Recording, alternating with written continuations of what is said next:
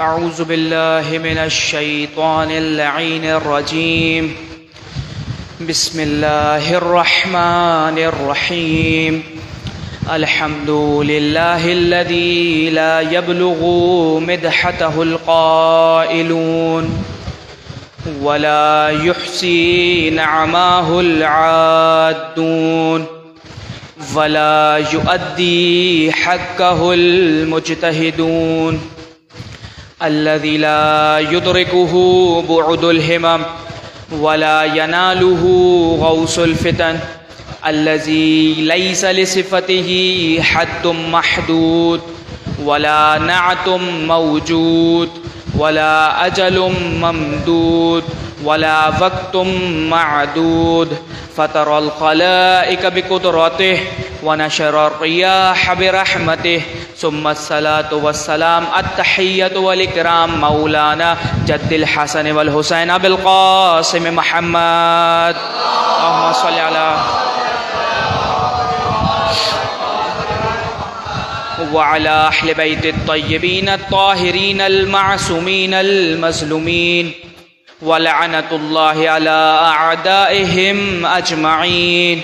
अम्मा बाद क़ाल अल्लाहु तबारक व तआला फ़ी फ़ुरक़ानिल हमीद व हुवा क़ौलुहुल हक़।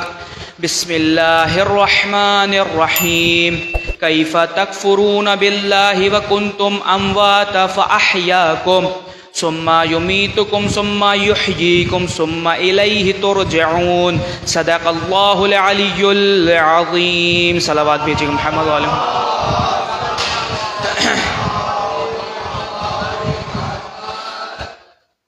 तमाम तर तारीफ़ें और तमाम तर हम्दो सना उस खालिक लम यज़ल के लिए जो दोनों जहानों का बनाने वाला है। कौन खालिक? वो खालिक जो रहमान भी है, रहीम भी है, गफ़्फ़ार भी है, जब्बार भी है, करीम भी है। और ऐसा करीम कि अपने हर बंदे पर करम करता हुआ नज़र आ रहा है। वो पाक परवरदिगार जो जिसे चाहे इज़्ज़त दे, जिसे चाहे ज़िल्लत दे, जिसे वो इज़्ज़त दे दे उसे कोई ज़लील व रुस्वा नहीं कर सकता, और जिसे वो ज़लील व रुस्वा कर दे उसे कोई इज़्ज़त नहीं दे सकता। इज़ान गिरामी, इसके बाद हमारा दुरूद व सलाम हो उन तैयब व ताहिर हस्तियों पर जिनकी वजह से परवरदिगार आलम ने इस कायनात को खल्क फरमाया। परवरदिगार आलम क्यों मोहब्बत करता है अपने इन चाहने वालों से? परवरदिगार आलम क्यों मोहब्बत करता है? परवरदिगार आलम कह रहे हैं मैं इतनी मोहब्बत करता हूँ कि मैंने ये जो अपने बंदे चुने हैं जिनकी वजह से इस कायनात को बनाया है, मैंने इनके नामों को भी अपने नाम पर रखा। तवज्जो कीजिएगा, परवरदिगार आलम कह रहे हैं मैंने इनके नामों को अपने नामों के ऊपर रखा। कैसे रखा? परवरदिगार आलम कैसे रखा? परवरदिगार आलम कह रहे हैं मैं महमूद था तो मैंने मोहम्मद को बनाया। तवज्जो कीजिएगा, मैं महमूद था तो मैंने मोहम्मद को बनाया। मैं आला था तो मैंने अली को बनाया। मैं महमूद था मैंने मोहम्मद बनाया। मैं आला था मैंने अली बनाया। मैं फातिरुस समावाति वल अर्ज़ था तो मैंने फातिमा को बनाया। मैं फातिरुस समावाति वल अर्ज़ था तो मैंने फातिमा को बनाया। मैं मोहसिन था तो मैंने हसन को बनाया। और मैं कदीमुल एहसान था तो मैंने हुसैन को बनाया। कहा मैं कदीमुल एहसान था तो मैंने हुसैन को बनाया। मैं माबूद था तो मैंने ज़ैनुल आबिदीन को बनाया। मैं माबूद था मैंने ज़ैनुल आबिदीन को बनाया। मैं आलम था, मैं सबसे ज़्यादा जानने वाला था तो मैंने बाक़िरुल उलूम को बनाया। मैंने बाक़िरुल उलूम को बनाया। मुझे सदाकत पसंद थी, मैंने जाफ़र सादिक को बनाया। मैं काज़िमुल गैज़ था तो मैंने मूसी काज़िम को बनाया। मैं अपने बंदों से राज़ी था जिनको मैंने सुना तो अली और रज़ा को बनाया। मुझे नकावत पसंद थी तो अली और नकी को बनाया। मुझे तक़वा पसंद था तो मोहम्मद तकी को बनाया। मैं अस्करान शान का हामिल था तो हसन अस्करी को बनाया। मैं अस्करान शान का हामिल था तो हसन अस्करी को बनाया। और मैं खुद गायब था तो अपनी 12वीं हुज्जत को भी गायब। दुरूद भेजिएगा मोहम्मद व आले मोहम्मद पर।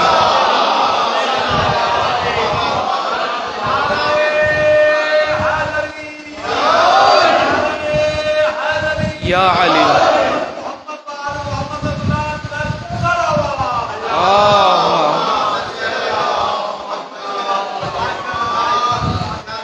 तो इज़ान गिरामी, परवरदिगार आलम ऐसी मोहब्बत करता है अहले बैत से। अहले बैत के फ़ज़ाइल हम क्या ही बयान करेंगे जब खुदा अहले बैत के फ़ज़ाइल बयान कर रहा। और हम यहाँ मौजूद भी इसीलिए हैं कि फ़ज़ाइल अहले बैत बयान हो सकें। मैं अक्सर कहता हूँ बानियान से कि बानियान बड़े परेशान हो जाते हैं कि लोग कम आए हैं मजलिस में। लोग देखें, इमाम के यहाँ क्वालिटी चाहिए, क्वांटिटी नहीं चाहिए। इमाम ये कहते हैं कि देखो एक भी आए लेकिन ऐसा आए कि मेरा पक्का आज़ादार हो। और फिर ये जो बारिशें हो रही हैं ये क्या हमें रोकेंगी? वो एक शेर है, हो दिल में आले नबी की उल्फत, तो ये आंधियाँ कैसी, ये हवा क्या, तो ये मजलिसें नहीं रुक सकती। किसी भी तरीके से कोई ना कोई जब इरादा कर लेता है ना आने का तो पहुँच ही जाता है। और रिवायात में यहाँ तक मौजूद है, फ़र्श अज़ा पर वही बैठ सकता है जिसको जनाब सैयदा तौफ़ीक़ इनायत फरमा दें। अब अगर मजलिस अज़ा में नहीं आ पा रहे तो इसका मतलब ये हुआ कि जनाब सैयदा ने आपको वो तौफ़ीक़ इनायत नहीं की कि आपके कदम फ़र्श अज़ा पर आएँ। तो फ़र्श अज़ा पर आना भी एक बहुत बड़ी नेमत है। और मैं बारह हर जगह यही जुमला कहता हूँ, कहने में ये फ़र्श अज़ा है, तवज्जो कीजिएगा, कहने में ये फ़र्श अज़ा है लेकिन असल में ये अर्श विला है। अब कोई अगर एतराज़ कर दे कि जनाब ये तो हदीस है, रावी कौन है, रावी झूठा हो सकता है, हदीस ज़ईफ़ हो सकती है, तो अब उनको एक सादा सा जवाब ये होता है कि कुरान से बड़ी दलील तो कोई नहीं है और आप ही के बड़ों ने कहा था कि हमारे लिए किताब काफ़ी है। तवज्जो कीजिएगा, साथ साथ रहिएगा। जब आप ही ने कहा था कि हमारे लिए किताब काफ़ी है तो कुरान की दलील तो मानेंगे ना। कुरान मजीद में परवरदिगार आलम इरशाद फरमा रहा है, वले यालम अल्लाहु मन यंसुरहु रसूलहु बिल गैब, एक मन है जो छुपकर नबियों की मदद करता है। और अरबी लुगत में मन जो है वो अक्ल वालों के लिए इस्तेमाल होता है। अल्लाह ने नाम नहीं लिया, सिफात बता दिए, रसूल ने नाम लेकर बताया, या अली आप ही हैं वो जो छुपकर नबियों की मदद करते थे। अब वाक़या क्या है कि कब ये हदीस इरशाद फरमाई, कहा मस्जिद नबवी है, रसूल सहाबा के साथ तशरीफ़ फरमा है कि जनाब अली रसूल के बराबर में तशरीफ़ फरमा है कि एक अजीब हैबत में एक शख्स दाखिल हुआ। उसके हाल से ये लग रहा था कि वो मक्का या मदीने का नहीं है। तो तमाम सहाबियों ने फ़ौरन रास्ता दिया कि पता नहीं कौन अजीब व गरीब मखलूक आ गई है। तो उसने एक सवाल किया कि मुझे ये बताओ मोहम्मद मुस्तफ़ा कौन है। तो सब ने इशारा करके बताया कि वो जो मिंबर के पास बैठे हैं वो है मोहम्मद मुस्तफ़ा। मोहम्मद मुस्तफ़ा के पास गए, वो कहा कि ज़रा मुझे ये बताएं कि आप ही हैं वो जिन्होंने ख़ातिमुल अंबिया का ऐलान किया है कि मैं सबसे आखिरी नबी हूँ। जनाब मुस्तफ़ा ने कहा हाँ मैं ही सबसे आखिरी नबी हूँ।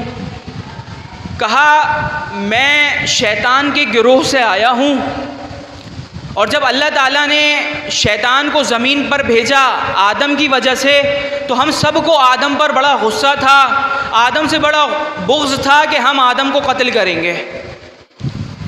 कहा आदम ज़मीन पर आए, हम सब ने प्लान बनाया कि हम आदम को कत्ल करेंगे। हम जैसे ही आदम को कत्ल करने पहुँचे एक नूर आया और उसने आदम को बचा लिया।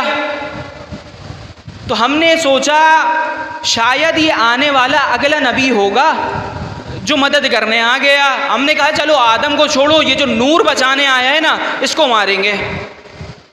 कहा आदम के बाद नबूवत का सिलसिला जारी रहा। नूह आए, इब्राहीम आए, मूसा आए, ईसा आए, याहया आए, यूसुफ आए, याकूब आए। कहा हम हर किसी को कत्ल करने जाते लेकिन वही नूर आता और बचा कर चला जाता। हम बार बार यही कहते कि शायद ये आने वाला नबी होगा, लेकिन अब आप हैं खातिमुल अंबिया, आपने ये ऐलान कर दिया कि मेरे बाद कोई नबी नहीं आएगा। अब मेरा सवाल सिर्फ इतना है कि मुझे ये बता दे कि वो नूर है कौन।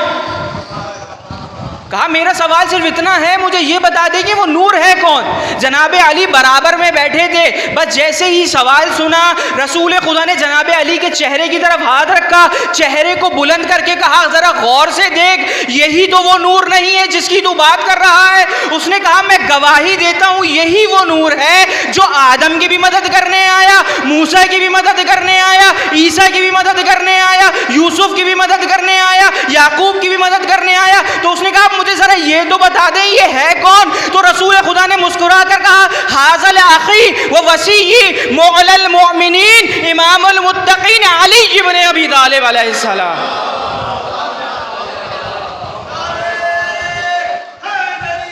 या अली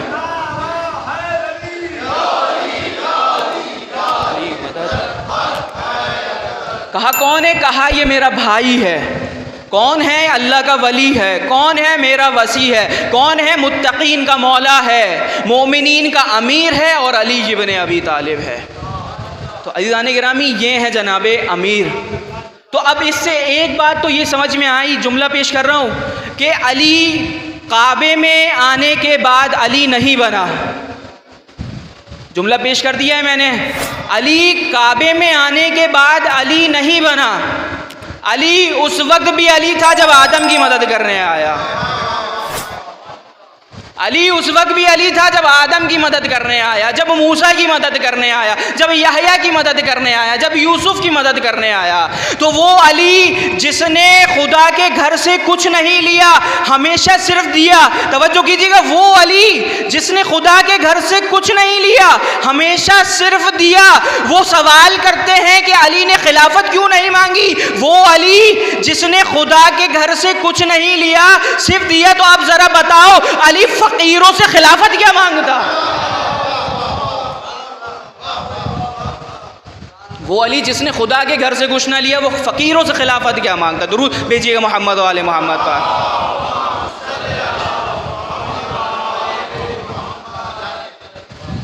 अज़ीज़ान गिरामी, हम एक हदीस बहुत सुनते आ रहे हैं कि अल हक़्क़ु मअल अली व अली मअल हक़।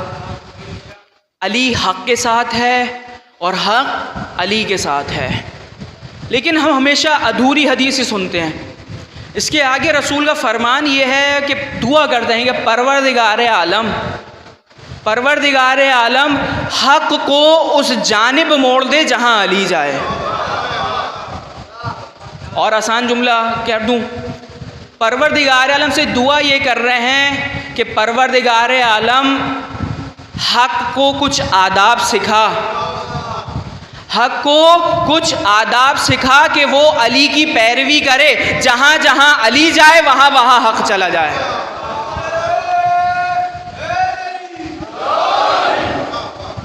अच्छा, तो अब अली हैं हक़ और हक़ अली के पीछे।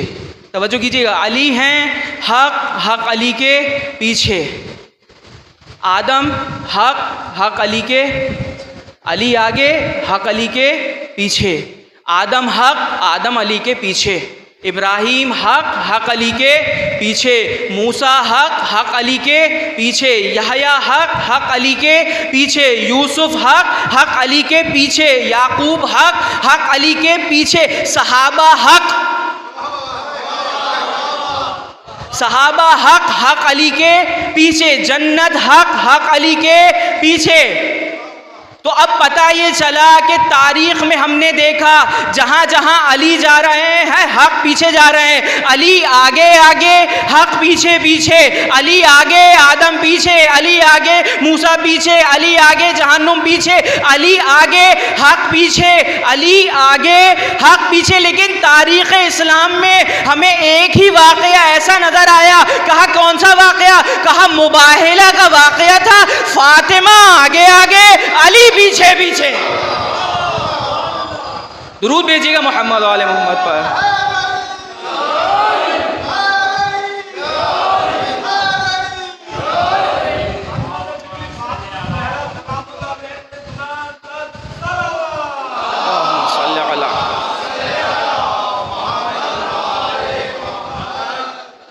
कहा अली हक़ और हक़ अली के पीछे। अब अज़ीज़ान गिरामी, जनाब फ़ातिमा का जो किरदार है ना, उस किरदार को एक नाम दिया जाता है कि मरकज़े नबूवत व विलायत। कहा क्यों? कहा कि नबूवत व विलायत को मिलाने वाली का नाम फ़ातिमा। ये जुमला बहुत बड़ा जुमला है कि नबूवत व विलायत को जिसने मिलाया उसका नाम फ़ातिमा। कौन है फ़ातिमा? चले एक हदीस किस्सा सुनते हैं। यकीनन आज भी मेरे भाई ने पढ़ी होगी तो सुना होगा।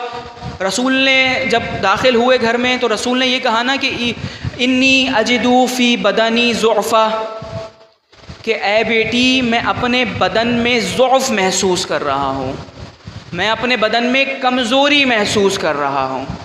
अच्छा चलें यहाँ पे एक और जुमला तोहफ़तन पेश कर रहा हूँ। रसूल ने कहा इन्नी अजिदू फ़ी बदनी ज़ुअफ़ा। उर्दू लुग़त उठाकर देख लीजिएगा, बदन में और जिस्म में बहुत फ़र्क होता है। तवज्जो कीजिएगा, बदन में और जिस्म में बहुत फ़र्क होता है। कहा क्यों? कहा जिस्म में सर भी शामिल होता है, बदन में सर शामिल नहीं होता। जो पहुँच गए हैं वो पहुँच गए। कहा जिस्म में सर शामिल होता है, बदन में सर शामिल नहीं होता। रसूल ने क्या कहा? इन्नी अजिदू फ़ी बदनी ज़ुअफ़ा, मैं अपने बदन में ज़ौफ़ महसूस कर रहा हूँ। ये नहीं कहा कि अपने जिस्म में। तो रसूल खुदा ये बताना किसको चाह रहे हैं? रसूल खुदा ने उन्हें जवाब दिया जिन्होंने ये कहा था ना माज़अल्लाह रसूल खुदा निसियान है, रसूल खुदा साहिर हैं, रसूल खुदा जादूगर हैं। तो रसूल खुदा ने उन्हें जवाब दिया कि देखो, बदन रिसालत में ज़ौफ़ आ सकता है, जिस्म रिसालत में ज़ौफ़ नहीं आ सकता। अच्छा, फिर जब रसूल ने कहा कि मैं अपने बदन में ज़ौफ़ महसूस कर रहा हूँ, तो जनाब सैयदा क्या कहती हैं कि बाबा मैं आपको अल्लाह की अमान में देती हूँ। फिर रसूल एक जुमला कहते हैं, ईतीनी बिल किसाइल यमानी, कि ए बेटी मुझे अपनी चादर यमनी ला दो। तवज्जो कीजिएगा, पहला जुमला, ए बाबा मैं आपको अल्लाह की अमान में देती हूँ। तो जैसे ही ये जुमला अदा हुआ, रसूल ने कहा बेटी मुझे अपनी चादर ला दो। अब पता ये चला अल्लाह की अमान ततहीर की चादर में है। अब अगर दुनिया में कोई किसी को अमान चाहिए तो वो सैयदा की ततहीर की चादर के नीचे आ जाए तो अमान पा लेगा। और अगर कोई सैयदा से बुग़्ज़ रखते हुए इस ज़मीन पर रह रहा है तो वो क्या कर रहा है? जब कोई अगर सैयदा से बुग़्ज़ रखे और इस ज़मीन पे रह रहा है, अहकाम शरई हुक्म क्या है? कब्ज़े की जगह पर नमाज नहीं होती, चोरी की जगह पर नमाज नहीं होती, कोई इबादत कबूल नहीं होती, ना रोज़ा कबूल, ना नमाज कबूल, ना हज कबूल, कुछ कबूल नहीं। कहा क्यों नहीं कबूल? कहा क्योंकि ये कायनात है सैयदा का सदका, सैयदा के सदके में इस कायनात को बनाया है। अगर बुग़्ज़ फ़ातिमा से रखते हुए इस कायनात में रहो, नमाज पढ़ो, रोज़े रखो, टक्करे मारो, तवाफ़ करो, कुछ भी करो, तुम्हारी इबादत कबूल नहीं होगी। इसीलिए शायर भी बड़ा अजीब जुमला कहता है ना कि दुल में बुग़्ज़े अली और तवाफ़ पे तवाफ़, ये तेरे नसीब का चक्कर है, कोई तवाफ़ नहीं है। सल्ले अला मुहम्मद व अला। कहा ये तेरे नसीब का चक्कर है, कोई तवाफ़ नहीं। क्यों? इबादत उस वक्त कबूल होंगी जब मोहब्बत व मवद्दत अहले बैत से होगी। जब अहले बैत से मोहब्बत दिल में हो और आमाल अंजाम दिए जाएं तो वो कबूलियत की मंजिलत तक जाते हैं।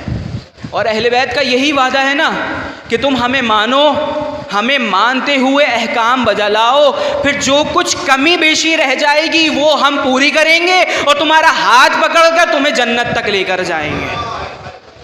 इज़ान गिरामी, ये है अहले बैत, ये है जनाबे अमीर। क्या मर्तबा है जनाबे अमीर का?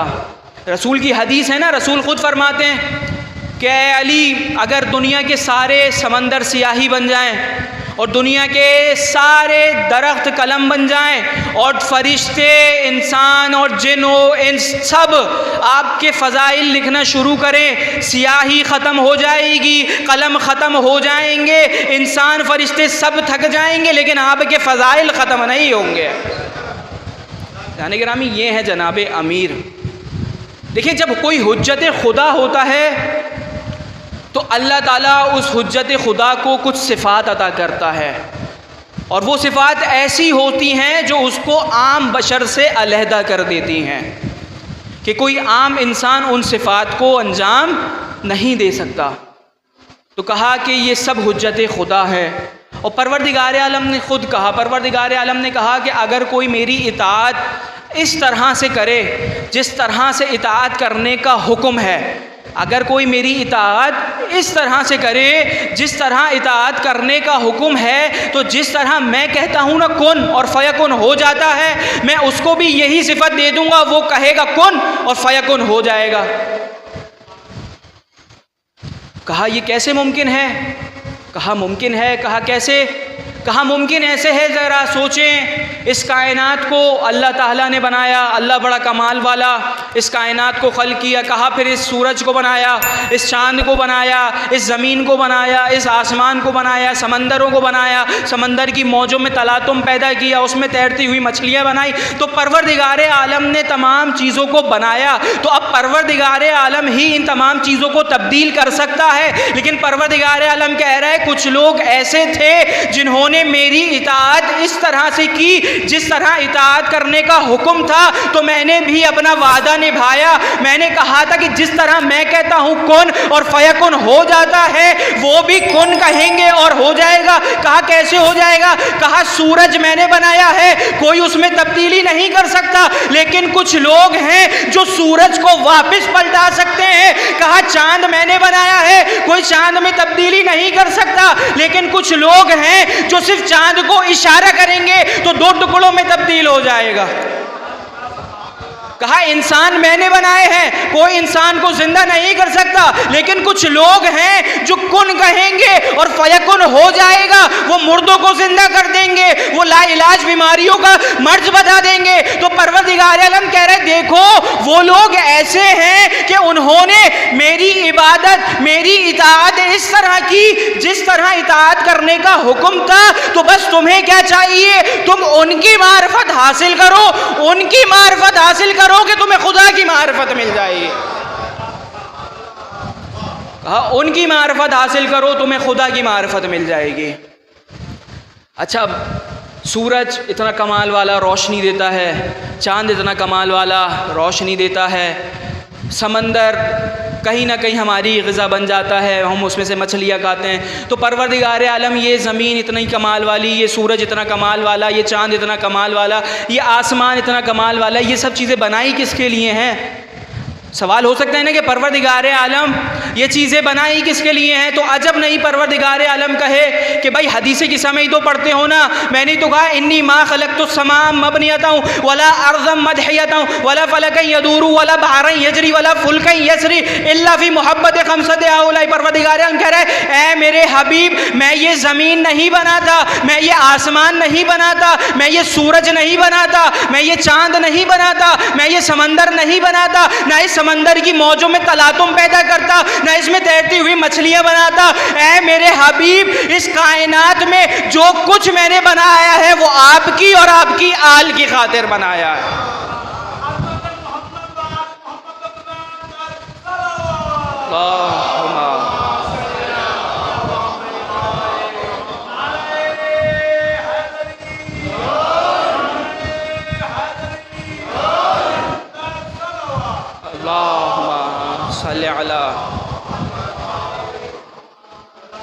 मैं मौजू ये लेकर नहीं आया था, लेकिन आपकी समाअतों की नज़र करते हुए ये मौजू पढ़ रहा हूँ, और मेरा दिल चाह रहा है कि एक दलील और कुरान से पेश कर दूँ कि हम बहुत फ़ज़ाइल बयान करते हैं जनाब अमीर के, जनाब अमीर की विलायत जो कि बहुत अहम है हमारे लिए, हमारे आमाल का दारोमदार ही इसी पर है। आया कुरान से साबित है या नहीं है? अगर राज़ी हैं तो पेश करूं। कहा परवरदिगार आलम कुरान मजीद में इरशाद फरमा रहे हैं वला याबिसिन वला रदबिन वला याबिसिन इल्ला फ़ी किताबिन मुबीन। अल्लाह ताला कह रहे हैं कुरान में हर खुश्को तर का इल्म मौजूद है। तो अब सवाल ये उठता है कि परवरदिगार आलम कुरान में मौजूद है तो कुरान कोई समझाने वाला मौजूद है? तो परवरदिगार आलम ने कहा वअल्लमका मा लम तकुन तालम, कि ए मेरे हबीब, जो कुछ कायनात में और जो कुछ कुरान में है हमने आपके सीने के अंदर डाल दिया है, आपको अता कर दिया है। तो अब पता ये चला कि कुरान किताब है और टीचर मोहम्मद मुस्तफ़ा है। अब सवाल ये उठा कि ए मोहम्मद मुस्तफ़ा, आपके बाद कोई ऐसा टीचर है जिससे कुरान सीखा जा सके? ऐसे ही खामोशी थी। कहा ऐसा कोई टीचर है जो कुरान सिखा सके, जो बता सके? तो कहा कि हाँ, कुरान मजीद में परवरदिगार आलम इरशाद फरमा रहा है, कुल कफ़ा बिल्लाहि शहीदा बैनी व बैनकुम व मन इंदहु इल्मुल किताब, कि ए मेरे हबीब, आपकी नबूवत की गवाही के लिए या तो मैं काफ़ी हूँ या फिर वमन इंदहु इल्मुल किताब, एक मन है जिसको हमने पूरी किताब का इल्म दे दिया। परवरदिगार आलम ने नाम नहीं लिया, परवरदिगार आलम ने कहा एक मन है जिसको हमने पूरी किताब का इल्म दे दिया। अब ये मन है कौन? अरबी लुगत में मन इस्तेमाल होता है अक्ल वालों के लिए। परवरदिगार आलम ये मन है कौन? आइए कुरान से ही ढूंढते हैं। फिर परवरदिगार आलम ने कहा ला यमलिकून शफाअता इल्ला मन इत्तखज़ा इंदा रहमान अहदा, कि परवरदिगार आलम के किसी को शिफाअत नसीब नहीं होगी, लेकिन एक मन है जिसको रहमान ने इजाज़त दे दी है। परवरदिगार आलम ये मन अभी भी समझ में नहीं आ रहा है, ये मन है कौन? फिर परवरदिगार आलम कहेगा कुरान मजीद पढ़ो, व खशादिल अस्वादिल रहमान फला तस्मउ इल्ला हमसा यौमइज़िन ला तनफउ शिफाअता इल्ला मन अज़िना लहु रब्बा। क्या कह रहे हैं? परवरदिगार आलम कह रहा है कि जब क़यामत में सबकी ज़बानें बंद होंगी, जब सबकी बोलती बंद होगी, जब सब बोलने से कांपेंगे, एक मन बोलेगा जिसकी ज़बान अल्लाह की ज़बान है। परवरदिगार आलम ये मन अभी भी समझ में नहीं आ रहा, ये मन है कौन? परवरदिगार आलम कहेगा फिर कुरान पढ़, मन ज़ल्लज़ी यशफ़उ इंदहु इल्ला बिइज़्निह। परवरदिगार आलम क्या कह रहे? परवरदिगार आलम कह रहे किसकी मजाल है कि मेरी बारगाह में किसी की शिफाअत कर दे, लेकिन एक मन है जिसको हमने इजाजत दे दी। परवरदिगार आलम ये मन है कौन? परवरदिगार आलम कह रहे फिर कुरान पढ़, सूरह रहमान में कहा कुल्लु मन अलैहा फानिन व यबका वजहुका रब्बुका ज़ुल जलाली वल इकराम, कि सब कुछ फना हो जाएगा लेकिन एक मन बाकी रहेगा जो अल्लाह का चेहरा है। अभी भी समझ में नहीं आ रहा ये मन है कौन? कहा फिर कुरान पढ़ वले यअलम अल्लाहु मैं यंसुरहु रसूलहु बिल गैब, एक मन है जो छुपकर नबियों की मदद कर रहा है। अभी भी समझ में नहीं आया ये मन है कौन? फिर परवरदिगार कहेगा पढ़ व मिनन नासी यशरी नफ्सहु इब्तिगा मर्ज़ातिल्लाह, एक मन है जो बिस्तरे रसूल पर लेटकर खुदा की मर्जियों को खरीदता है। कहा अभी भी मन समझ में नहीं आया। कहा अब तुम हट जा रज़ा, अब तू हट जा इनके सामने से, इनको एक मैदान में ले जा और वहां बुलंद आवाज से पढ़ो मन कुंतो मौला फ़हाज़ा अलीयुन मौला।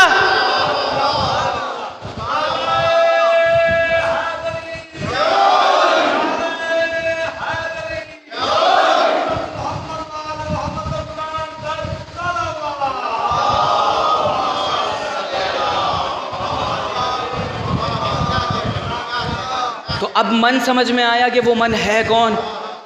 कहा कि जब गदीर में ऐलान हुआ तो मन समझ में आ गया कि मन कुंतो मौला फ़हाज़ा अलीयुन मौला।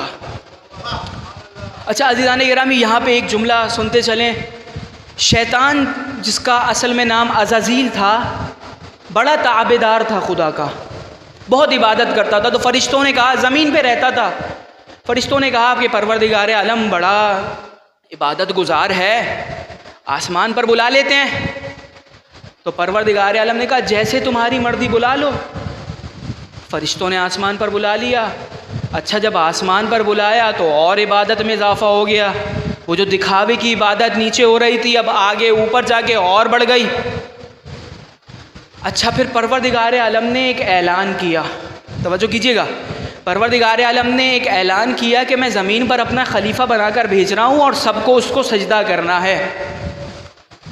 तो आयत आई फसजदल मलाइकता इल्ला इबलीस, सब ने सजदा किया सिवाय शैतान के। शैतान ने क्यों नहीं किया? कहा अबा वस्तकबरा व काना मिनल काफिरीन, कि उसने इस्तिकबार किया, उसने इनकार किया। तर्जुमा वकाना मिनल काफिरीन, तर्जुमा देखें, कहा कि वो तो काफिरों में से ही था, है नहीं था। अल्लाह जानता था, अकीदा दिल में छुपा हुआ था, ऐलान नहीं हुआ था। अल्लाह ताला ने ये फॉर्मूला बता दिया, अकीदे दिल में छुपे हो तो ऐलान कर दो, अकीदे पता चल जाएंगे। कहाँ वहाँ शैतान ने अपना अकीदा दिखा दिया जब ऐलान हुआ। मैं कहूँगा परवरदिगारे आलम गदीर में भी ऐलान हुआ था, कुछ लोगों के अकीदे जो छुपे हुए थे वो जाहिर हो गए थे। कहा कुछ लोगों के अकीदे जो अल्लाह ताला ने हमें क्राइटेरिया बताया कि ऐलान कर दो, छुपे हुए अकीदे पता चल जाएंगे। रसूल ने उसी पर अमल किया तो पता चला कि बहुत सारे लोग जो दिल में कुछ लेकर बैठे हुए थे फिर कुछ बन गए। तो इज़ान गिरामी, ये हैं अहले बैत अलैहिमुस्सलाम, ये है अहले बैत की मंजिलत। एक वाक़या पेश कर दूँ। एक शख्स जनाब अमीर के पास आया और कहने लगा, या अली कैफ़ा अस्बहतु, या अली आपने सुबह किस तरह की, या अली आपने अपने आप को सुबह किस तरह पाया। अब मेरे मौला का जवाब देखें। मेरे मौला मुस्कुराए और मेरे मौला ने मुस्कुरा कर कहा, अस्बहतु अना सिद्दीकुल अकबर व फारूकुल आज़म। क्या कह रहे हैं? कहा मैंने सुबह करी कि मैं ही सिद्दीक़ अकबर हूँ, मैं ही फ़ारूक़ आज़म हूँ। अनल ज़ाहिरु अनल बातिनु, मैं ही ज़ाहिर हूँ, मैं ही बातिन हूँ। अना वजहुल्ला अना आइनुल्ला अना बाबुल्ला अना सिर्रुल्ला अना जम्बुल्ला अनल मुअमल मुअमिनीन व इमामल मुत्तकीन अना युहयी अना युमीत अना युहयी ला युमीतु। क्या कह रहे? अली कह रहे कि देखो मैंने सुबह इस तरह से की कि मैं ही सिद्दीक़ अकबर, मैं ही फ़ारूक़ आज़म, मैं ही ज़ाहिर हूँ, मैं ही बातिन हूँ, मैं ही अव्वल हूँ, मैं ही आखिर हूँ, मैं ही ऐनुल्लाह हूँ, मैं ही वजहुल्लाह हूँ, मैं ही लिसानुल्लाह हूँ, मैं ही जम्बुल्लाह हूँ, मैं ही बाबुल्लाह हूँ, मैं ही मोमिनीन का मौला हूँ, मैं ही वो हूँ जो हयात देता हूँ, मैं ही वो हूँ जो मौत देता हूँ, और मैं ही वो हूँ जिसको मौत नहीं आएगी। कहा मैं ही वो हूँ जिसको मौत नहीं आएगी। तो सुना, अब उस शख्स की आंखें फटी रह गईं कि ये अली क्या जवाब दे दिया आपने। अली ने कहा परेशान ना हो, अली तुझे इसकी तशरीह भी बताएगा। कहा जब मैंने कहा ना अना सिद्दीकुल अकबर, तो कहा रसूल के बाद मुझसे बड़ा सच्चा कोई नहीं है मौजूद। कहा अना फ़ारूकुल आज़म, रसूल के बाद मुझसे बड़ा अज़मत वाला कोई नहीं है। कहा अनल अव्वल, मैं अव्वल हूँ। कहा अव्वल क्यों हूँ? कहा अव्वल इसलिए हूँ कि रसूल ने जब ऐलान रिसालत किया था ना, तो मैं सबसे पहला था जिसने रसूल के हाथ पे बैअत की थी। और कहा अनल आखिर, आखिर मैं हूँ कि आखिर तक रसूल की मदद मैंने करी है। फिर अली कह रहे हैं मैं ऐनुल्लाह हूँ, मैं वजहुल्लाह। फिर अली ने एक जुमला कहा अना जम्बुल्लाह, मैं अल्लाह का पहलू हूँ। तो या अली ये अल्लाह का पहलू क्यों कहा आपने? सवाल उठ सकता है, अल्लाह का पहलू क्यों कहा? कहा इसलिए कहा कि रसूल जब मनाजरा कर रहे थे ना ईसाइयों और यहूदियों से, तो ईसाइयों और यहूदियों का एक अक़ीदा है, और वो अक़ीदा क्या है? ईसाई हज़रत ईसा को अल्लाह का बेटा मानते हैं और यहूदी हज़रत ज़ुबैर को अल्लाह का बेटा मानते हैं। तो उन्होंने कहा कि ये अल्लाह के बेटे हैं, अल्लाह के बहुत करीब हैं, तो इनके वसीले से मांगो तो जल्दी कबूल होगा। तो अली ने कहा अना जम्बुल्लाह, मैं अल्लाह का पहलू हूँ। दलील कुरान से भी साबित है कि परवरदिगार आलम ने कुरान मजीद में कहा कि ए ईमान वालो, वो लोग जो कहते हैं कि वो अल्लाह के बहुत करीब हैं, जिनको वो मानते हैं कि वो अल्लाह के बहुत करीब हैं, जब उन्हें अल्लाह से कुछ मांगना होता है, तवज्जो कीजिएगा, वो जो अल्लाह के करीब जिनको तुम समझते हो, उनको जब अल्लाह से मांगना होता है वो भी किसी का वास्ता देकर अल्लाह से मांगते हैं। कहा वो भी किसी का वास्ता देकर अल्लाह से मांगते हैं। कहा पहलू में इसलिए, अब आप खुद देखें मेरा और आपके दरमियान फासला कम है लेकिन है, आपका अपने बराबर वाले से क़ुर्बत तो है लेकिन थोड़ा फासला भी है। अब हमारा और बाहर वालों का क़ुर्बत इतना ज़्यादा नहीं है लेकिन है, लेकिन फासला भी है। अब अगर कोई बिल्कुल मेरे यहाँ पहलू में आकर बैठ जाए और मैं ये कहूँ कि इससे भी मेरा फ़ासला है तो इतना फ़ासला नहीं है क्योंकि करीब है। तो परवरदिगार आलम का जनाब अली ने जब ये कहा ना कि मैं जम्बुल्लाह, मैं अल्लाह का पहलू हूँ, तो अली ने ये बात बताई, देखो हम तक पहुँच जाओ, जब हम तक पहुँच जाओगे खुदा तक पहुँच जाओगे, क्योंकि हम ही वो लोग हैं जो तौहीद को बताने आए हैं, तौहीद को समझाने आए हैं। तौहीद ऐसी समझ में नहीं आती। क्यों समझ में नहीं आती? कहा तौहीद इसलिए समझ नहीं आती, समझने के लिए उस बंदे का सामने होना ज़रूरी है। जब बंदा सामने होगा तभी जानेगा, जब जानेगा तभी पहचानेगा, जब पहचानेगा तभी मानेगा। अल्लाह तो सामने मौजूद नहीं है ना, तो अल्लाह ताला ने कुछ ऐसे बंदों को भेजा। परवरदिगार आलम ने कहा इनकी मार्फत हासिल कर लो, इनको जान लो, जब इनको जान लो तो फिर इनको पहचान लो, और जब इनको पहचान लो तो इनकी मार्फत हासिल कर लो, इनकी इत्तिबा कर लो। इनकी इत्तिबा करोगे खुदा की इत्तिबा हो जाएगी।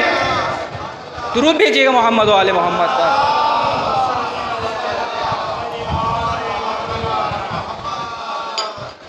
तो अज़ीज़ान गिरामी, खुदा बड़ी मोहब्बत करता है अहले बैत अलैहिमुस्सलाम से। और इस मजलिस का जो असल मौजू जो बानी ने मुझे बताया था कि जनाब उम्मुल बनीन के हवाले से कुछ मतालिब बयान करने थे। अज़ीज़ान गिरामी, कौन है जनाब उम्मुल बनीन? एक जुमला पेश कर रहा हूँ, उसी से मैं ये गुमान कर लूँगा कि आपकी समाअतें कहाँ तक की हैं। उम्मुल बनीन वफ़ाओं का वो आसमान है, उम्मुल बनीन वफ़ाओं का वो आसमान है कि जिसके चांद का नाम अब्बास है।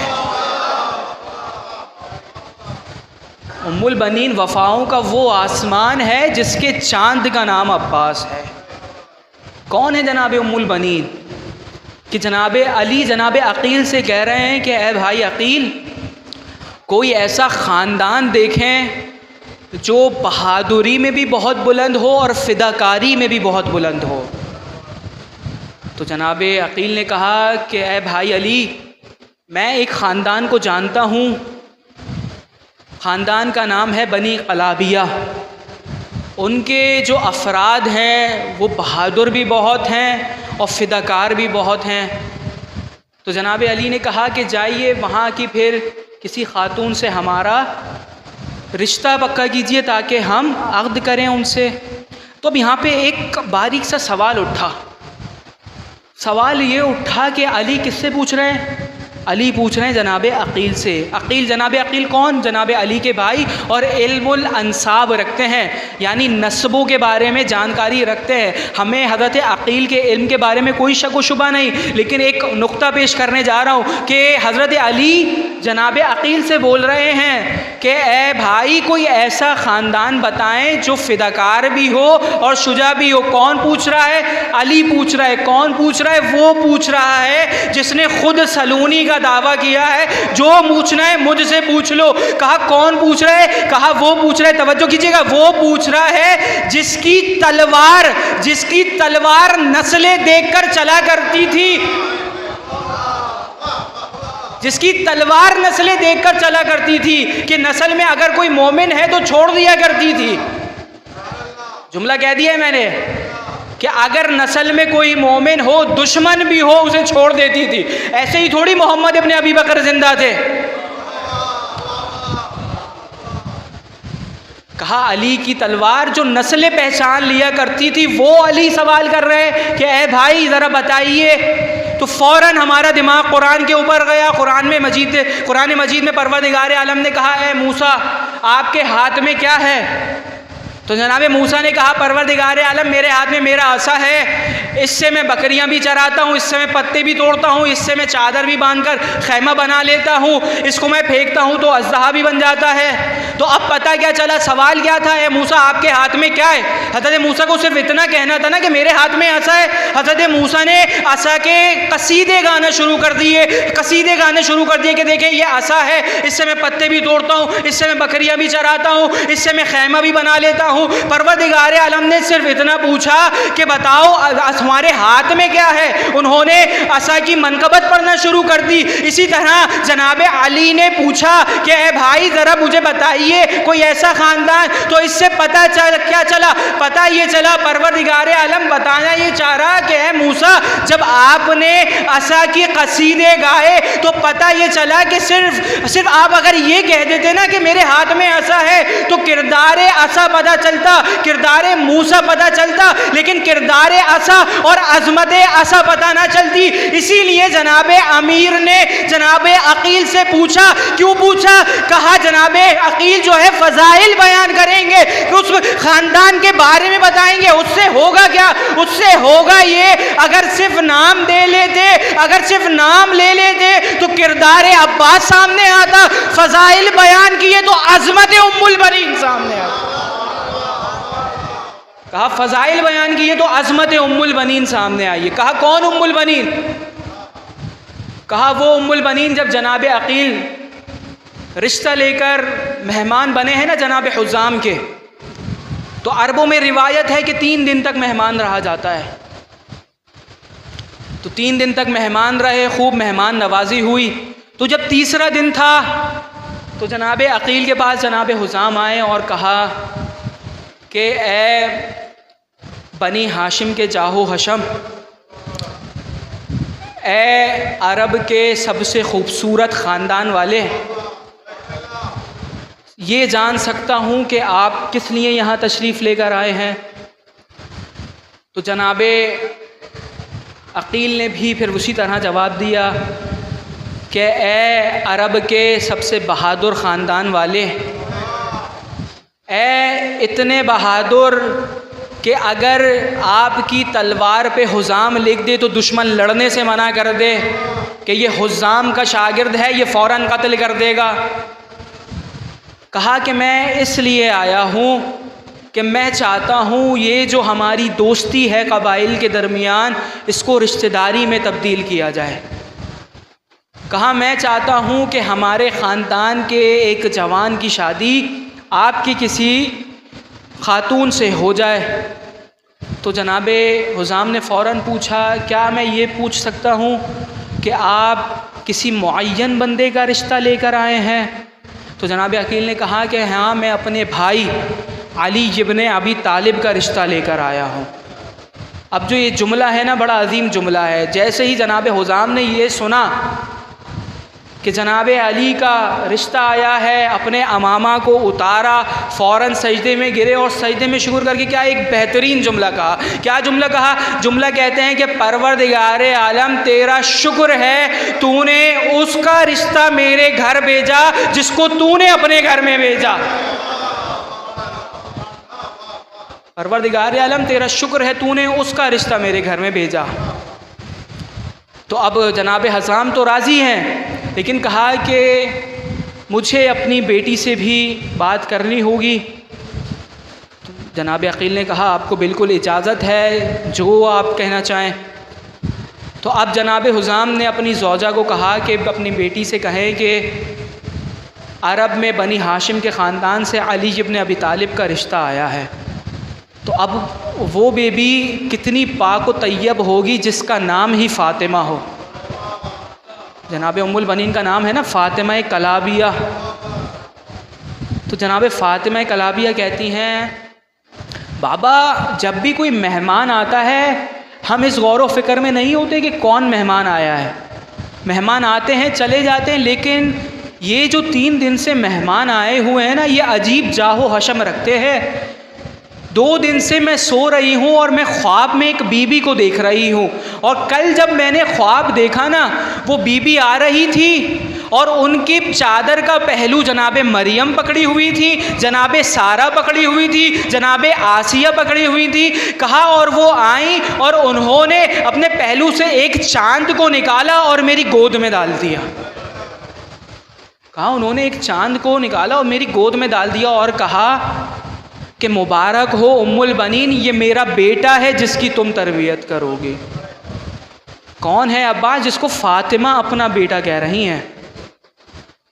अब अज़ीज़ान गिरामी अक़्द हुआ, अब जनाब उम्मुल बनीन घर आ रही हैं। मारिफत देखें जनाब उम्मुल बनीन की, जैसे ही चौखट पर पहुंची है ना, चौखट पर पहुंचते ही सबसे पहले चौखट को चूमा। तो अरब की जो उम्र रसीदा ख़वातीन थी उन्होंने कहा कि ए फ़ातिमा कलाबिया ये क्या कर रही हैं? कहा ये वो चौखट है जहाँ फ़रिश्ते सलाम करते हैं, ये वो चौखट है जहाँ नबी आकर सलाम किया करते थे। फिर जब घर में दाखिल हुई तो देखा एक तख्त है, उस पर एक गाँव तकिया नुमा रखा हुआ है कि कोई नई नवेली दुल्हन आएगी तो उस पर बैठेगी। लेकिन जैसे ही जनाब उम्मुल बनीन की नज़र पड़ी ना उस पर, जनाब उम्मुल बनीन ने फ़ौरन सजदे में सर झुका लिया और सजदे में सर झुकाकर एक जुमला कहा कि परवरदिगार आलम तेरा शुक्र है, परवरदिगार आलम तेरा शुक्र है कि मैं उस शहज़ादी के घर में आई हूँ जो तमाम औरतों की सरदार है, जो सैयदतुन निसाइल आलमीन है। और रिवायत में यहाँ तक लिखा कि जब अक़्द हुआ ना तो इमाम हसन और हुसैन बीमार थे, अपने हुजरे में थे। तो जनाब उम्मुल बनीन हुजरे में दाखिल हुई, एक हाथ से इमाम हसन के पाँव को पकड़ा, एक हाथ से इमाम हुसैन के पाँव को पकड़ा और एक जुमला कहा बच्चों मुझे कभी अपनी माँ तसव्वुर मत कीजिएगा, मुझे कभी अपनी माँ तसव्वुर नहीं कीजिएगा, मैं आपकी कनीज़ बनकर इस घर में आई। और फिर जब जनाब ज़ैनब से मुलाकात होती है तब भी यही जुमला कहती हैं कि ए बीबी मुझे कभी अपनी माँ का रुतबा या अपनी माँ नहीं समझिएगा, मैं इस घर में कनीज़ बनकर आई हूँ। इज़ान गिरामी ये हैं जनाब उम्मुल बनीन। और जनाब उम्मुल बनीन जब मारिफत ऐसी हो तो औलाद किस तरह की होगी। इज़ान गिरामी तारीख़ में लिखा कि शुजाअत और इताअत एक साथ जमा नहीं हो सकती। तवज्जो कीजिएगा, शुजाअत और इताअत एक साथ जमा नहीं हो सकती। कहा क्यों? कहा शुजाअत के लिए दिल का सख्त होना ज़रूरी है और इताअत के लिए दिल का नरम होना ज़रूरी है। कहा ये दोनों चीज़ें एक साथ जमा नहीं हो सकती। कहा लेकिन हमें नज़र आई हैं एक शख्स में जिसमें शुजाअत भी इतनी थी कि जब जंग लड़ने जाते थे तो लोग समझते थे अली जंग कर रहे हैं, और इताअत भी इतनी थी कि मौला हुसैन कहे अब्बास खड़े हो जाओ तो खड़े हो जाते हैं, मौला कहें बैठ जाओ तो बैठ जाते, मौला कहें चले जाओ तो चले जाते, मौला कहें पास आओ तो पास आ जाते। कहा ऐसा इताअत गुजार बंदा, ऐसा शुजाअत रखने वाला बंदा अब्बास के अलावा कोई नहीं हो सकता। दो तीन जुमले जनाबे अब्बास के फ़ज़ाइल के सुनते जाएं, वरना दिल में कलक रहेगा कि हज़रत अब्बास के फ़ज़ाइल नहीं पढ़े। कौन अब्बास? कहा वो अब्बास कि जब पैदा हुए और जनाबे अली की गोद में आए तो तारीख़ ने लिखा अब्बास ने एक अंगड़ाई ली, और जैसे ही अंगड़ाई लेते हुए जनाबे अमीर की नज़र हज़रत अब्बास पे पड़ी तो मेरे मौला ने कहा हाज़ा अब्बास, ये अब्बास है। अब अरबी ज़बान में शेरों के बहुत सारे नाम हैं। असद मुतलक़न शेर को कहते हैं, हमला करने वाले शेर को कहते हैं हैदर। तो तारीख़ ने लिखा अब्बास उस शेर को कहते हैं जो अंगड़ाई ले रहा हो, और फिर कहा अब्बास उस शेर को कहते हैं जिससे शेर फर्रार इख्तियार करें। और क्यों ना फर्रार इख्तियार करें, वो अब्बास है भी तो शेर खुदा का बेटा। तो ये हैं जनाबे अब्बास। एक जुमला कि जब घर में कोई बच्चा पैदा हो और घर में सिर्फ एक ही बच्चा हो तो घर वाले सारे नाम उसी को दे देते हैं कि ये मेरा जिगर का टुकड़ा है, ये मेरा चांद है, ये मेरा सूरज है। एक बच्चा हो ना घर में तो घर वाले सारे नाम उसी बच्चे को दे देते हैं। अब अगर घर में सारे ही खूबसूरत हों, घर में सारे ही खूबसूरत, और खूबसूरत कैसे? खूबसूरत ऐसे कि जनाब अमीर, खूबसूरत ऐसे जनाब अबू तालिब, खूबसूरत ऐसे कि हज़रत मोहम्मद मुस्तफ़ा, खूबसूरत ऐसे कि हसन व हुसैन जिनके नाम ही हुस्न से निकले। उसमें हज़रत अब्बास को मौला कह रहे हैं हाजा कमर बनी हाशिम, ये बनी हाशिम का चांद है। अब मैं यहाँ पर विलादत का पूरा वाक़या और फिर मौला अब्बास के फ़ज़ाइल 2 अशार में मैं मुकम्मल करता हूँ मजलिस, कि शायर ने क्या बेहतरीन तरीके से बताया है कि जब जंग का मौका होता है ना, तो सब अपने हसब व नसब बयान करते हैं कि मैं ये हूँ, मैं इसका बेटा हूँ। तो हज़रत अब्बास ने 10 लाख के लश्कर में सबकी आंखों में आंख डाल के कहा कि तुम क्या बताओगे कि तुम किसके बेटे हो, किसकी औलाद हो? मुझसे सुनो कि मैं कौन हूँ। कहा मुझसे सुनो मैं कौन हूँ। शायर ने बड़े बेहतरीन तरीके से इसको निभाया है। कहा कि या अय्युहन्नास, या अय्युहन्नास दिले हैदर कर्रार हूँ मैं, या अय्युहन्नास दिले हैदर कर्रार हूँ मैं, सब मेरे सामने मजबूर हैं मुख्तार हूँ मैं, सब मेरे सामने मजबूर हैं मुख्तार हूँ मैं, सूरमाओ सब शिकनो गाज़ियो जर्रार हूँ मैं, और आलम में ज़र से किसी फ़ौज का सालार हूँ मैं। अब्बास कह रहे हैं मैं अभी आगे हुसैन का सालार नहीं बना, कहा आलम में ज़र से किसी फ़ौज का सालार हूँ मैं, असदुल्लाह का अक्कास मुझे कहते हैं, शेर हूँ इसलिए अब्बास मुझे कहते हैं, शेर हूँ इसलिए अब्बास मुझे कहते हैं। अब एक ने सवाल किया ये तो बताएं कि आपको मांगा किसने? कहा कुल्ले ईमाने इमामे अज़ली ने मांगा, कुल्ले ईमाने इमामे अज़ली ने मांगा, मैं अकेला था जिसे रब से अली ने मांगा। अब एक ने सवाल किया या अब्बास ये तो बताएं कि किस तरह मांगा? एक तो मांगा, दूसरा किस तरह से मांगा? तो कहा अलगरज बहरे मुनाजात उठे दस्ते दुआ, अलगरज बहरे मुनाजात उठे दस्ते दुआ, रुखे तारीख़ अखुवत पे चढ़ा रंगे वफ़ा, रुखे तारीख़ अखुवत पे चढ़ा रंगे वफ़ा, देख कर मौलूद हरम को खुद ये कुदरत ने कहा, क्या कहा? अब शब गुरूब तारीख़ ज़रा मान भी हो, अब शब गुरूब तारीख़ ज़रा मान भी हो, 12 सूरज हैं इस घर में तो एक चांद भी हो। कहा 12 सूरज हैं इस घर में तो एक चांद भी हो, इसीलिए कहा हादा कमर बनी हाशिम। तो इज़ान गिरामी ये है जनाब अब्बास, और जनाब अब्बास की तरबियत की है किसने? उम्मुल बनीन ने। कौन उम्मुल बनीन? कहा कि जब जी काफ़िला करबला की जानिब जा रहा था ना, तो जनाब उम्मुल बनीन ने अपने 4 बेटों को अपने पास बुलाया और बेटों को बुलाकर एक जुमला कहा कि ऐ बेटो देखो हुसैन पर अपनी जानों को कुर्बान कर देना, अगर मेरा एक बेटा मारा जाएगा तो मैं लोगों से ये कहूँगी कि मेरे 3 ही बेटे थे, 4 बेटे नहीं थे। अगर 2 बेटे मारे जाएंगे तो मैं कहूँगी मेरे 2 बेटे नहीं थे, सिर्फ 2 ही बेटे थे। और अगर 4 बेटे मारे जाएंगे तो मैं कहूँगी कि मेरा कोई बेटा था ही नहीं। लेकिन अज़दारों, मेरे जनाब उम्मुल बनीन ने एक जुमला कहा कि देखो मेरे बच्चों, हुसैन पर कोई आँच ना आने देना। तो जब आशूर का दिन नमूदार हुआ और एक एक करके सहाबा जाते हैं और जब लाशें आते हैं तो जनाब अब्बास कहते हैं, जनाब अब्बास क्या कहते हैं? जनाब अब्बास कहते हैं मौला मुझे जंग की इजाज़त दीजिए, मैं जंग करना चाहता हूँ। तो मेरे मौला कहते हैं कि ऐ अब्बास आप तुम मेरे लश्कर के सिपह सालार हो, मैं आपको इजाज़त नहीं दे सकता।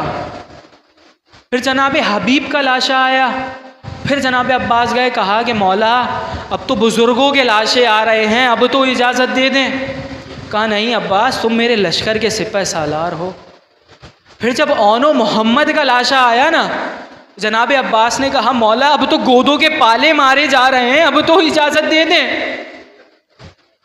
मेरे मौला ने कहा नहीं अब्बास तुम मेरे लश्कर के सिपह सालार हो। तो मेरे मौला ने एक जुमला कहा आका मुझे वो लश्कर तो दिखा दे जिसका मैं सिपह सालार। बता रहा हूँ मेरे मौला को जंग की इजाज़त नहीं मिली। मेरे मौला एक खैमे के पास खड़े हैं, कि खैमे के अंदर से मशकीज़ों की आवाज़ आ रही है और बच्चे आलातश आलातश कर रहे हैं। मेरे मौला ने खैमे का पर्दा हटाया तो देखा एक 4 साल बच्ची है, मशकीज़े को गिराती है कि कहीं एक बूंद पानी मिल जाए। तो मेरे मौला ने कहा, मेरे मौला अब्बास कहते सकीना क्या हुआ?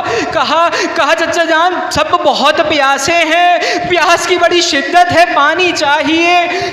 तो जनाब अब्बास के लेकर जनाब सकीना को मौला अब्बास के पास मौला हुसैन के पास आते हैं और कहते हैं मौला सकीना को बड़ी प्यास लगी है। अब अब्बास वसीला ऐसा लेकर आए हैं कि हुसैन मना नहीं कर सकते। मेरे मौला ने कहा अब्बास आपको सिर्फ पानी लाने की इजाज़त है। वज़ारों मेरा मौला पानी लेने गया, मकातिल में लिखा सकीना मशकीज़ा लेकर खैमे के दरवाजे पर खड़ी है और बच्चों से ये कह रही है कि वो देखो वो जो अलम नशेब की जानिब उतर रहा है ना, वो मेरे चचा अब्बास हैं, वो अभी पानी लेकर आ रहे हैं, कूज़ों को अपने हाथों में रखो, वो जैसे ही पानी लेकर आएंगे ना मैं सबको पानी पिलाऊंगी। लेकिन एक वक्त ऐसा आया कि अलम लड़खड़ाने लग गया। जैसे ही सकीना ने देखा ना कि अलम लड़खड़ा रहा है, मशकीज़े को फेंका और बच्चों से कहा कि बच्चों कूज़ों को छोड़ो, मैं दुआ कर रही हूँ, हाथों को बुलंद करो। और सकीना ने दुआ की, परवरदिगारे आलम मेरे चचा जान की खैर हो, जो भी मक्तल में जा रहा है वापस नहीं आ रहा। कहा मेरे चचा जान की खैर हो, जो भी मक्तल में जा रहा है वापस नहीं आ रहा। बस दारू एक वक्त आया कि अब्बास के शाने जुदा हो गए। जब सबने अब्बास के ऊपर हमला किया ना तो एक लही ने ऐसा तीर मारा जो अब्बास की आंख में जाकर लगा।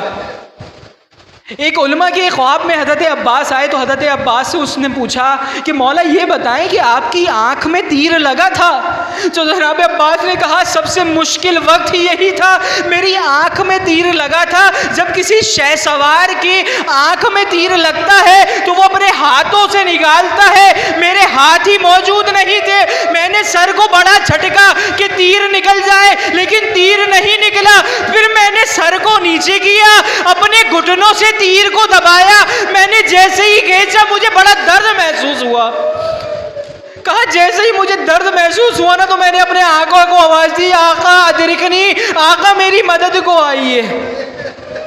कहा जैसे ही मेरे मौला हुसैन मदद करने पहुंचे ना तो मैंने एक जुमला कहा, मौला मेरी माँ ने मुझे बताया था जब मैं दुनिया में आया था मैंने सबसे पहले आपकी चेहरे की ज़ियारत की थी। मौला मैं जब दुनिया से जा रहा हूँ मैं चाहता हूँ आपके चेहरे की ज़ियारत करूँ, लेकिन एक आँख में तीर है, एक आँख में खून है, शाने मौजूद नहीं है। मौला अबा के दामन से खून को साफ कर दे ताकि आपके चेहरे की ज़ियारत कर दूँ।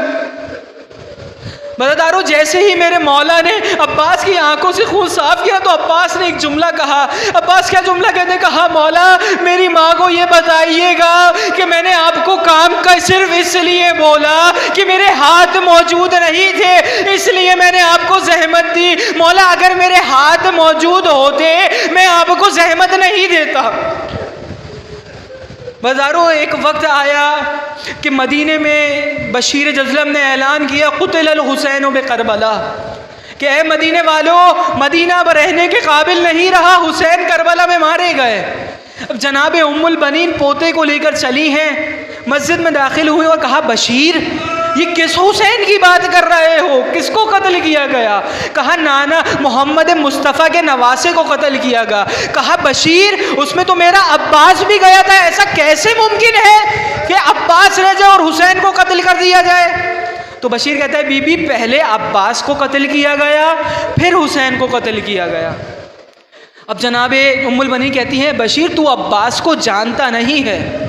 अब माँ है ना, कह रही है बशीर तू अब्बास को जानता नहीं है। बशीर कहता है बीबी अब्बास के सर में एक गुर्ज लगा, अब्बास जी पर संभल न सके जमीन पर आ गए। तो जनाब उम्मुल बनी ने कहा बशीर तू अब्बास को जानता नहीं है, अब्बास 2 उंगलियों से गुर्ज के वार को रोक देता है। तो बशीर कहता है बीबी जब अब्बास के सर पे गुर्ज लगा ना तो अब्बास के हाथ मौजूद नहीं थे।